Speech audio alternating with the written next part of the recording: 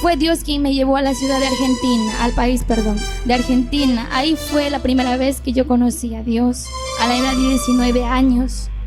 Me fui sin conocer a nadie, sin tener ningún familiar, solo con una amistad de mi mamá. Me fui porque quería estudiar, quería cantar en otro lugar. Entonces me fui, llegué allá, pero las cosas no eran como dice, como el hombre quiere, es como Dios quiere. Entonces me fui, llegué, me pasaron cosas que alguien, pues no, a veces cuando tú llegas al lugar de personas extrañas no conoces sus intenciones, ¿no?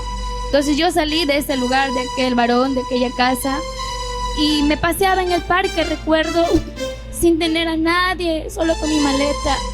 Pero sentía que detrás de mí había alguien que me cuidaba y me guiaba. Y decía, Dios mío, ¿a dónde me voy en un país que no conozco a nadie? Tenía dinero para volver, pero no quería volver.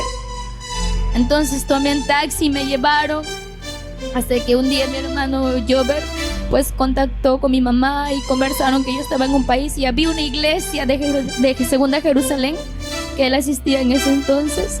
Contactaron con los pastores y me dieron para ir a la iglesia. A las 7 de la noche yo bajé debajo de un puente en donde en ese lugar yo no conocía. Bajé en aquel lugar, en ese lugar violaban, mataban, asesinaban. Y yo bajé en el lugar, pero yo no sabía que ese lugar era peligroso, hermanos. Me escondía cuando pasaba una moto. Y de pronto las hermanas, las diáconas que enviaron, dos mujeres, enviaron por mí. Pero cuando llegaron por mí no eran dos, eran tres, a las que yo vi y a las que yo saludé.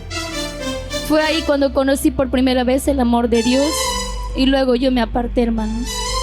Después de 5 años, hoy recién llevo como 8 meses estando aquí en los caminos del Señor. Así como dice la hermana, que Dios te habla por sueños, te muestra cosas, así fue conmigo.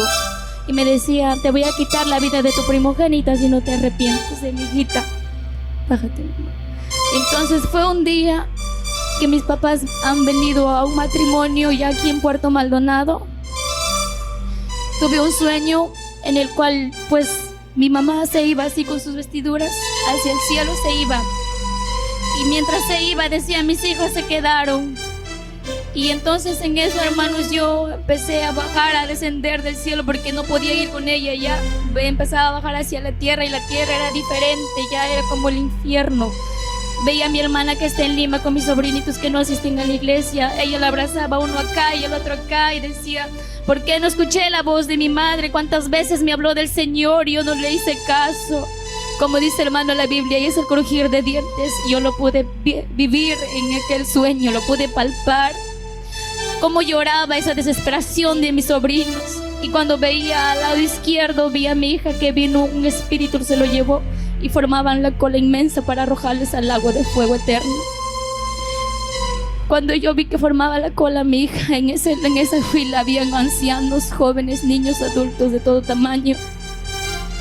Formaban la cola para ser arrojados y decía ahí, infierno eterno, decía. Entonces yo pedía al Señor y empezaba a clamar, si tan solo me dieras una oportunidad, decía, Señor, para mí esto no es un sueño, si tan solo me dieras una oportunidad, yo volvería a tus caminos y nunca me apartaría, Padre. Y una voz me dijo, aquí no hay oportunidad, aquí no hay oportunidad, me dijo una voz. En eso empezaba a clamar, Dios mío, tan solo una oportunidad, decía yo. En eso oí una voz que me dijo, queda poco tiempo, y me desperté, hermanos.